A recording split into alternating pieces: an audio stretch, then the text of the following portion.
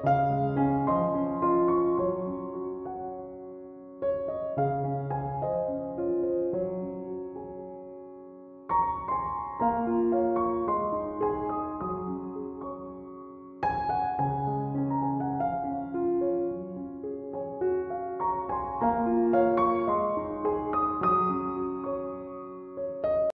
Morning everyone, আশা করি সবাই সুস্থ আছেন, ভালো আছেন, সাবধানে আছেন। শুভ সন্ধ্যার একটা নতুন ভিডিওতে আপনাদের সবাইকে স্বাগত। আজকের দিনটা একটু দুঃখের সাথে শুরু হচ্ছে, কারণ আমি মাকে যখন ফোন করেছিলাম সকালে তো খবর পেলাম একজন মারা গেছেন। আসলে ছট পুজোর সময় আমাদের যিনি নিমন্ত্রণ করেন আমাদের বাড়ি থেকে, উখড়ার বাড়ি থেকে কিছুটা দূরে ওনাদের বাড়ি, তো সেখানে প্রতিবারই যাই। হঠাৎ করে শুনছি উনি আর নেই। তো এটা খুবই খারাপ লাগছে একটা, যে আমরা ভিডিও করেছি ওনার, এবছরও খুব ভালোভাবে ভিডিও করে এলাম। তখন ওনার শরীরটা একটু খারাপ ছিল, কিন্তু তাও সিঁদুর পরানো, যে রীতি রেওয়াজ সব কিছু পালন করা সবই করছিলেন। সেগুলো আমরা সব ভিডিওর মাধ্যমে দেখিয়েওছি। কিন্তু কদিনের মধ্যে, এক সপ্তাহের মধ্যে মানুষটা যে চলে যাবে সেটা ভাবতে পারিনি। আর সেটার জন্যই মাকে বলছিলাম যে কখন কি হয়ে যায় কেউই বলতে পারে না। তো যতদিন আপনি বাঁচছেন একটু ভালো করে বাঁচুন, মন প্রাণ খুলে বাঁচুন, পজিটিভ চিন্তা নিয়ে বাঁচুন, কাল কী হবে সেটা না ভেবে। মানুষটা খুবই ভালো ছিলেন, উৎফুল্ল ছিলেন, আমাদের ভিডিওর সামনেও কিন্তু খুব ভালো করে কথা বলেছিলেন। অন্য আমরা যাদের ভিডিওতে ক্যাপচার করার চেষ্টা করি, বা কাউকে যদি অন্য কোনো মানুষকে যদি ভিডিওতে আমাদের নিই, তো তারা ভিডিওতে আসতে চায় না। এমনকি নিজেদের অনেক মানুষজন আছে, তারাও একদমই ভিডিওতে আসতে চায় না, লজ্জা পায়, বা বা আমাদের ভিডিওতে নিজেদের মুখ দেখাতে চায় না। তো ওদের থেকে অনেক গুণে ভালো ছিলেন ইনি। প্রথম যখন ভিডিও করেছিলাম তখন আমরাই হেজিটেট করছিলাম ভিডিও করতে, কিন্তু উনি খুব উৎফুল্লর সাথে বলেছিলেন ছট পুজো কী হয়, ছট পুজোর রীতি রেওয়াজ কদিন ধরে হয়, কী পালন করা হয়। তো সেই ভিডিওটা আগের বছর করেছিলাম, এবছরও করেছিলাম। এবছরও উনি খুব ভালোভাবে আমাদের ভিডিওর সামনে এসেছিলেন, কিন্তু দেখে বোঝা যাচ্ছিল একটু শরীরটা খারাপ। কিন্তু এরকম হয়ে যাবে স্বপ্নেও কল্পনা করিনি। আমি, মা দুজনায় না, আমিও খুবই শখ নিউজটা শুনে। তো যাই হোক, আমার আজকেও সকালটা শুরু হলো হচ্ছে বাগান দিয়েই।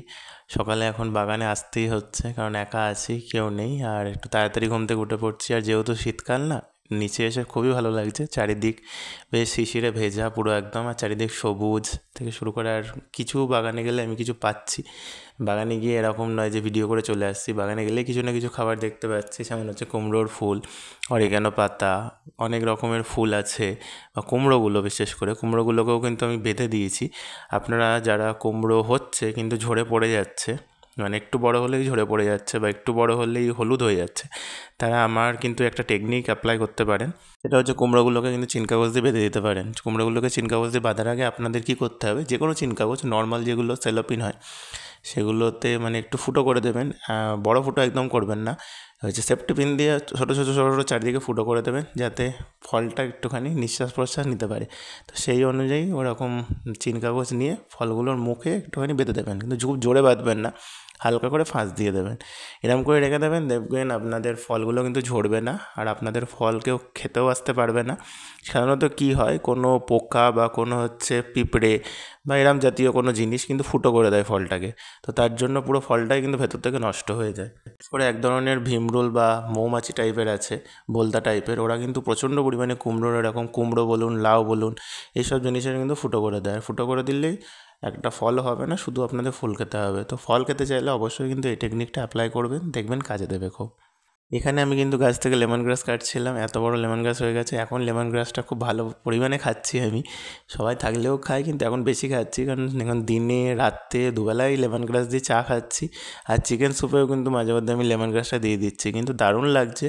বেশ একটা রিফ্রেশমেন্ট গন্ধ আসছে, একটা ফ্লেভারও আসছে, আর খেতেও কিন্তু ভালো লাগছে, আর খাওয়াও ভালো অবশ্যই। তো দেখুন, আমি বাগানে এলে কত কিছু পাই। তো এক হাত ভরে আমার বাগান উপহার দিয়েছে, একটা ঝাঁপি ভরে এতগুলো কুমড়োর ফুল, তার মধ্যে আবার লেমন গ্রাস, কিছু লঙ্কা তুলেছিলাম, আর কিছু বেরিজও কিন্তু হয়েছিল। এই শুরু হচ্ছে মালবেরি হওয়া। মালবেরি গাছটা প্রচুর বড় হয়ে গেছে, অট্টালিকার সমান হয়ে গেছে। আমি বলেছি এবারে এসে কিছুটা কেটে দেবো, কারণ অত বড় হয়ে গেলে ওপরগুলো আমরা আর হাত পাবো না। আর মালবেরি যেহেতু একটু ওপরে ওপরে হয়, তো গাছটাকে এমন করে রেখে দেবো যাতে আমরা আয়ত্তে আসে, কোনো চেয়ার টেয়ার নিয়ে উঠলে যাতে আমরা পেরে যাই। গাছটাকে একবারেও ছোটো করে কাটবো না, আমরা ভেবেছি গাছটাকে এমনভাবে শেপ করবো যাতে ও সুন্দরভাবে আমাদের শেড দেয়। ওপরটা অনেকটা জুড়ে থাকবে আর নিচটা পুরো খালি থাকবে, যাতে গরমকালে আমরা একটু শেডও পাই। এই মালবেরি গাছের তলায় কিন্তু গরমকালে আমরা অনেকবার যে আশ্রয় নিয়েছি, যখন খুব গরম করছিল, নিচে যখন আমরা কম ঘাসপালা ছিল তখন মানে খুঁড়তাম মাটি যখন, তখন মালবেরি গাছের তলায় আমি আর মা কিন্তু বসে পড়তাম, খুব আরাম লাগতো কিন্তু তখন। তো এই গাছটাকে তো একদমই বেশি কাটা যাবে না, সারাদিন বাগানে পড়ে থাকলে হবে না। দুপুরে হয়ে গেছে প্রায়, এখন 12:30 মতো বাজে। আমি তাড়াতাড়ি লাঞ্চটা আজকে কমপ্লিট করার চেষ্টা করছি, কারণ 2টোর মধ্যে কমপ্লিট করে দিলে ভালো, শরীরের পক্ষেও ভালো। আর শীতকাল আসছে তো, হঠাৎ 3টে বেজে গেলেই দেখছি হঠাৎ করে ঝুপ করে রাত নেমে আসছে, খুব তাড়াতাড়ি এখন রাত হয়ে যাচ্ছে। 4টে বাজলেই চারিদিক একদম লাইটের অবস্থা খারাপ, কোনো লাইট নেই আর ঠান্ডা পড়ে যাচ্ছে। তো যত তাড়াতাড়ি পারি লাঞ্চটা আমি করে নিলাম। লাঞ্চের জন্য আমি যে সিম্পল খাবারটা খাই ওটা কিন্তু খেলে পেটও ভালো থাকে, খেতেও ভালো লাগে, আর শরীরও ভালো থাকবে, কিন্তু অম্বল টম্বল হবে না। আমি সব রকম সবজি দিয়ে, সবজি বলতে গাছের পেঁপে আছে, লঙ্কা আছে, কুমড়ো ফুল আছে, অরিগানো পাতা আছে, এই 4টে হচ্ছে গাছের। আর যেটা কিনে আনা হচ্ছে টমেটো আর হচ্ছে আলু, এই কটা দিয়ে, আর হচ্ছে চিকেনটাও কিনে আনা। তো সব কিছু দিয়ে আমি বসিয়ে দিই একটা স্যুপ। প্রথমে অল্প আমি সরষের তেল দিয়ে করি, আমি বাটারটা খাই না হতো, বাটার দিয়ে মা করে স্যুপ, কিন্তু বাটার দিয়ে করলে আরও টেস্ট হবে, বাটার দিয়ে আপনারা অবশ্যই ট্রাই করবেন। আমি সরষের তেল দিয়ে অল্প একটু নেড়ে নিই, আর তার মধ্যে গোলমরিচ দিয়ে দিই, লবণ দিয়ে দিই, আর কিছু দিই না কিন্তু, দিয়ে খুব বেশি মানে 5 থেকে 6টা মতো সিটি মারি। সিটি মেরে নরম হয়ে গেলে আমি পুরো ম্যাশ করে দিই, কারণ আমার ম্যাশই পছন্দ, আমার আস্তে আস্তে স্যুপ পছন্দ নয়। আর পুরোটা ম্যাশ হয়ে গেলে দারুণ লাগে। তারপরে কিন্তু আমি লেমন গ্রাস দিয়ে দিই, তারপর লেমন গ্রাস পাতা দিয়ে আরও 2টো সিটি দিই, তারপর মোটামুটি ম্যাশ হয়েই যায়। আর যদি ম্যাশ নাও হয় আমি পুরো ম্যাশ করে নিই, তারপরে একটা সুন্দর বাটিতে ঢেলে সেটা আবার ভাতের মধ্যে মিশিয়ে দিই। আলাদা আলাদা খাই না, কারণ ভাতটা একটু শুকনো শুকনো হয়, ড্রাই ভাত করি, তো ভাতের মধ্যে মিশিয়ে দিয়ে ওটা একদম পুরো চাইনিজদের নুডলসের মতো আমি খেয়ে নিই, কিন্তু দারুণ খেতে লাগে। আপনারা অবশ্যই ট্রাই করবেন। আর ভাতটা করতেও আর একটা আমি প্রসেস বলছি, ভাতটা চেষ্টা করবেন যে গোবিন্দভোগ চালের করতে। গোবিন্দভোগ চালের মধ্যে অল্প মসুরি আর মুগ ডাল দিয়ে প্রেশার কুকারে দিয়ে দেবেন, জল অল্প দেবেন, যাতে ভাতটা পুরো ফ্যানটা আটকে যায়, পুরো একদম আটো ভাত হয়, একদম স্টিকি ভাত। তো ওই স্টিকি ভাতের মধ্যে আপনারা স্যুপটা মিশিয়ে খেয়ে দেখবেন, শীতকালে দারুণ খেতে লাগে কিন্তু। আসলে খেয়ে আমার শরীরটা ভালো থাকে। আমি দুপুরে যদি দেখেছি ভাজাভুজি বেশি খাই তখন একটু অম্বল টম্বল হয়ে যায়, তার জন্য আমি এখন বেশি ভাজাভুজি খাচ্ছি না। কদিন ধরে খুব কুমড়ো ফুলের ভাজা খাচ্ছিলাম, বেগুনের ভাজা খাচ্ছিলাম, তারপরে গাঁদাল পাতার বড়া খাচ্ছিলাম, তো অনেক পরিমাণে তেল লাগছিলো আর তেলটাও পেটে যাচ্ছিলো। তারপরে দেখলাম আমি এরম করেই খাই কদিন, তা আবার মাঝে মধ্যে 1 দিন বা 2 দিন এরকম করে গাঁদাল পাতার বড়া খেলাম, সপ্তাহে 1 দিন বা সপ্তাহে 1 দিন কুমড়ো ফুলের বড়া খেলাম, তাহলেও হয়। রোজ রোজ কুমড়ো ফুল দেখে তো কুমড়ো ফুলের বড়া খেতে অবশ্যই ইচ্ছা করবে, কিন্তু সেই ইচ্ছাটাকে আমি কিছুটা দাবাতেই হয় আমাকে, শরীরের জন্য, তেল খরচ কমানোর জন্য। আপনারা যখন চিকেনের স্যুপ করবেন, চিকেনটাকে এরকম একটু কেটে দেবেন, তাহলে কিন্তু ভালো হয় চিকেনটা ভালো করে সেদ্ধ হয়। আপনারা চাইলে লাস্টে গোলমরিচ অথবা বাটার অ্যাড করতে পারেন, যদি প্রথমে সরষের তেল দিয়ে করেন, তাহলে কিন্তু ভালো খেতে লাগবে। এটা শুধুমাত্র ভাতের সঙ্গেও নয়, এটা এমনিও খেলে কিন্তু পেটটা ভরে যাবে। আপনি যদি ভাতটা স্কিপ করতে চাইছেন তাহলে কিন্তু ভাত নাও খেতে পারেন, অবশ্যই এরকম একটা জাম্বো একটা চিকেন স্যুপ করে নিন, 1 বাটি খেয়ে নিন, এতে আপনার পুরো মানে লাঞ্চটা কিন্তু কমপ্লিট হয়ে যাবে, খিদেও কিন্তু অতটা পাবে না। এটা শুধুমাত্র লাঞ্চে না, আপনি চাইলে এটা বিকেলেও খেতে পারেন, ইভিনিং স্ন্যাক্সে যখন স্যুপ খেতেও পারেন, কিন্তু ভালো হবে, ভালো কাজ দেবে। আর এটা রাত্রেও খাওয়া যায়, এটা যে কোনো সময়, সকাল বা ছাড়া, রাত্রে, দুপুরে, বিকেলে, যে কোনো টাইমে কিন্তু এটা সব কিছু দিয়ে খেতে পারেন, পরোটা, রুটি অথবা ভাত, যে কোনো দিয়ে। আমাদের গাছের ঝিঙেগুলোতে পোকা লেগে যাচ্ছে, তো ঝিঙেগুলো খেতে পাচ্ছি না, তো সেটার জন্য আমি ঝিঙেগুলোকেও এই চিনকাগজ দিয়ে বেঁধে দিয়েছি, কারণ এত ফল হচ্ছে, যদি একটাও খেতে না পারি তাহলে তো খুবই খারাপ লাগে না। এত বড় বড় দেখছি ঝিঙে হয়েছে, আর ছোটো ছোটো ঝিঙে কী করে পেরে নেবো, একটু বড় না হতে দিলে ওর মানে কী বলবো, ওর থেকে মানে আসল জিনিসটাই তো আমি পাবো না। ছোটো ছোটো অবস্থায় খেয়ে নিলে তাও ঠিক থাকবে, ছোটো অবস্থায় পোকা লাগছে না, যে একটু বড় হচ্ছে তখনই দেখছি 1 দিনের মধ্যেই পোকা লেগে যাচ্ছে। তার জন্য আমি ওই চিন কাগজ বেঁধে দিচ্ছি সবেতেই, একটু ছোটো ছোটো করে ফুটো করে, এটা করে কিন্তু ভালোই কাজ দিচ্ছে। আপনারাও কিন্তু করবেন, যাদের মানে ছাদ বাগানেও যদি ফল হয়, এটা বেগুনেও আপনারা করতে পারেন, বেগুনেও অনেক পোকা লাগে, যে কোনো সবজির ক্ষেত্রে কিন্তু এটা অ্যাপ্লাই করতে পারেন, ফলের ক্ষেত্রেও, শুধু সবজি না ফলের ক্ষেত্রেও অ্যাপ্লাই করতে পারে, বেশ কাজে দেয় কিন্তু। তো আমি কিছুটা এরকম করে খাই স্যুপ, দেখে খুবই বাজে লাগছে কিন্তু টেস্ট দারুণ লাগে, গরম গরম শীতকালের দিনে ধোঁয়া ওঠা। আর একটা জায়গায় আমি মুশকিলে পড়ে গেছি, এই যে আপনি দেখছেন ইনি আমাদের বাথরুমে এসে বাসা বেঁধেছেন। আমি প্রথমে তো পাত্তা দিইনি, যখনই বাথরুমে ঢুকতাম তখন দেখছি আমাকে দেখে ও উড়ে চলে যেত, দিয়ে আবার দেখছি এসে বসে আছে, তখন ভাবছি এ তো যাবে না, এ তার মানে এখানে বাসা বাঁধার প্ল্যান করছে, কিন্তু এটা তো করলে হবে না, এটা আমাদের মেন বাথরুম, তার জন্য ওই জানলাগুলো বন্ধ করে দিয়েছি যাতে ও না আসতে পারে। কিন্তু আমাদের মানে উপরে ছাদে একটা জায়গা আছে যেখানে পায়রা কিন্তু বাসা বেঁধে থাকে, তো হয়তো ওই দিকটা চলে যাবে, ও ভুল করে আমাদের এই জায়গায় চলে এসেছে। চোখে এই গাছটা আসতে আমার মনে পড়লো এই গাছটা কতটা ক্ষতিকর আপনাদের জানিয়ে রাখি। আপনাদের আগেও একটা ভিডিও দিয়েছি এই গাছটার সম্বন্ধে। তো এই গাছটার কাছাকাছি থাকলে অবশ্যই কেটে দেবেন, অথবা এই গাছটার থেকে দূরে থাকবেন। আপনার যদি গাছ না হয় তাহলে তো আপনি কাটতে পারবেন না। এই গাছ থেকে যতটা দূরত্ব বজায় রাখবেন ততই ভালো। আমি যদিও খুব কাছে যাচ্ছি, কিন্তু আপনাদের বলার জন্যই আমাকে দেখাতে হচ্ছে। এটা ওলিয়েন্ডার গাছ। ওলিয়েন্ডার গাছ প্রচণ্ড ক্ষতিকর, পয়জনাস গাছ। ওলিয়েন্ডার গাছ বাড়িতে না রাখাই ভালো। আমরাও কেটে দেবো, কিন্তু কাটবো করে এখনও যেহেতু বাড়িতে মাটা কেউ আসেনি, তো সবাই এলে তারপরে কাটবো। এই ব্লিডিং হার্টটা যে মার কি ভালো লেগেছে আমি জানি না, আমার কিন্তু অতটা ভালো লাগে না এই ব্লিডিং হার্ট গাছটা। আমি একটা ডাল এটা কেটে এনেছিলাম একটা জায়গা থেকে, তো তারপরে দেখছি এমনি হয়ে গেছে। ব্লিডিং হার্ট আপনি ডাল থেকে কিন্তু খুব সহজে গ্রো করতে পারবেন। আমি ভাবিনি যে ডাল থেকে এরকম ব্লিডিং হার্ট হয়ে যাবে। বেশ সুন্দর ফুল দিচ্ছে, খারাপ লাগছে না। দূর থেকে মোবাইলে শ্যুট করতে খুব ভালো লাগছে। আগে তেমনভাবে এরকম ব্লিডিং হার্ট আমি শ্যুট করিনি, তাই এবার শ্যুট করতে বেশ ভালোই লাগছে। আর মার এটা প্রচণ্ড ফেভারিট গাছ। মা বলেছে এটা এসে আরও অনেক ডাল আনবে, প্লাস কিনে আনবে যদি পাওয়া যায়, তো এটা দিয়ে ভরিয়ে দেবে পুরো একদম। এটা কিন্তু একটা লতানে গাছ। আপনারা যারা ক্রিপার টাইপের লতানে গাছ চাইছেন এই গাছটা কিন্তু অবশ্যই রাখতে পারেন। এটা কিন্তু সারা বছরই ফুল দেবে। মা যেহেতু ওই বাড়িতে আছে, তো ওই বাড়ি থেকে মা একটা আমায় ভিডিও পাঠিয়েছে। ওখানে মা নতুন ধরনের একটা রেসিপি করেছিল, কিছু কিছু স্ন্যাক্স করেছিল পাউরুটি সবজি টবজি দিয়ে, আর প্রচণ্ডই ভালো হয়েছিল খেতে। আমি যদিও খাইনি, কিন্তু যেভাবে মা করেছে এফর্টটা দিয়ে, তাই দেখেই মনে হচ্ছে প্রচণ্ড টেস্টি হয়েছিল। অনেক ধরনের সবজি ছিল, তো এটা বেশ হেলদিও ছিল। মা, তারপরে বাবা, রিহান এরা খুব প্রাণ ভরে খেয়েছে। বাবা তো প্রচুরই খেয়েছে। বাবাকে তো জানেন তেলে ভাজা পেলে আর কিছু চায় না, সবই যদি খেয়ে নিতে পারে তো খেয়ে নেয়। আর যেটা খাবে না লাস্টে সেটা আমাকে দিয়ে দেবে, লাস্টের যেইটুকু এনে তুই খেয়ে নে।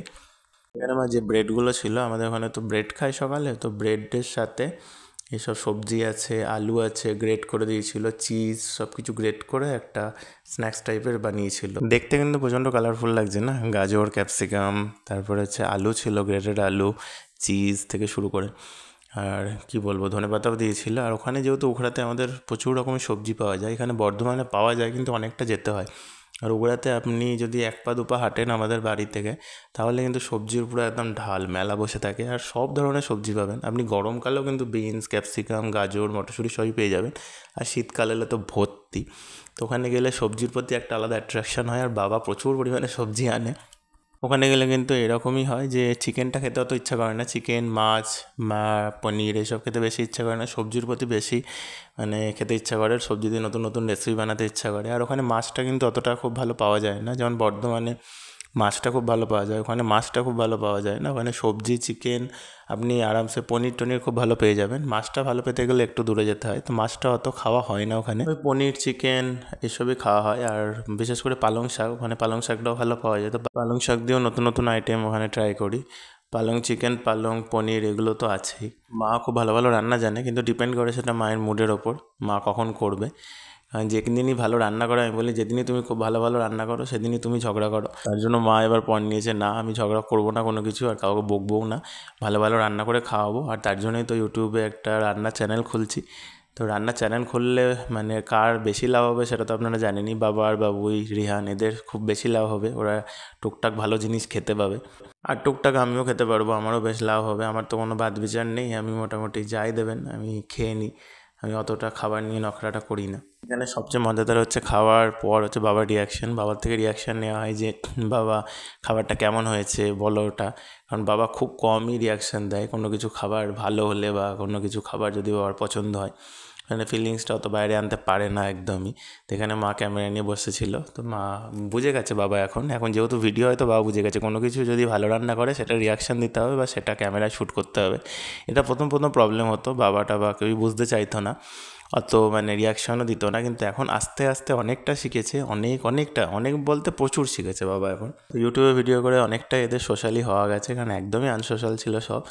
ক্যামেরা দেখলে কী বলতে হবে সেটা কোনো দিন বলতে পারতো না, কিন্তু এখন অনেকটা কী বলবো ফ্রি হয়েছে।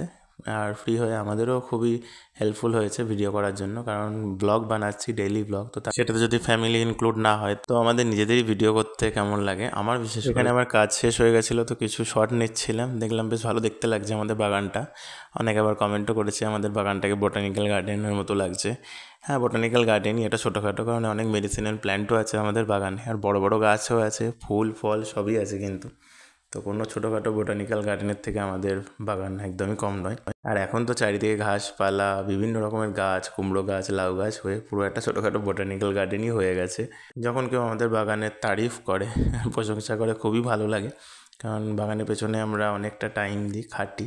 আর যখন কেউ সেই খাটুনিটাকে অ্যাপ্রিসিয়েট করে, আমার মার অবশ্যই খুবই ভালো লাগে। আরও আমরা ইন্সপায়ার হই, মোটিভেট হই নতুন নতুন গাছ লাগানোর জন্য, বাগানের পেছনে আরও খাটার জন্য। শুধু তো খেটে গেলে হবে না, এমন বাগানে গাছ লাগাতে হবে যেটা থেকে আপনি ফল, ফুল, সবজি এসবও পান। আপনাকে হার্ড ওয়ার্ক করতে হবে, কিন্তু স্মার্ট ওয়েতে। এই তারাগাদাতে আমাদের বাগানটা কিন্তু আগেরবার পুরো ভরে গেছিলো, ধরে ধরে অন্য জায়গায় দিয়ে দিতে হয়েছিল অন্যদেরকে, বা বাগানের পাশে পুঁতে দিতে হয়েছিল পেছনে, এমন কিছু কিছু ফেলেও দিতে হয়েছিল। কিন্তু আমাদের বাগান হলুদ ফুলে পুরো ভর্তি হয়ে গেছে। সার্ফ এক্সেলটা ঢেলে রেখে দেবো, তো ভুল করবেন না, এরিয়াল নেই এর ভেতরে, সার্ফ এক্সেল দুটোই ভালো কোম্পানি।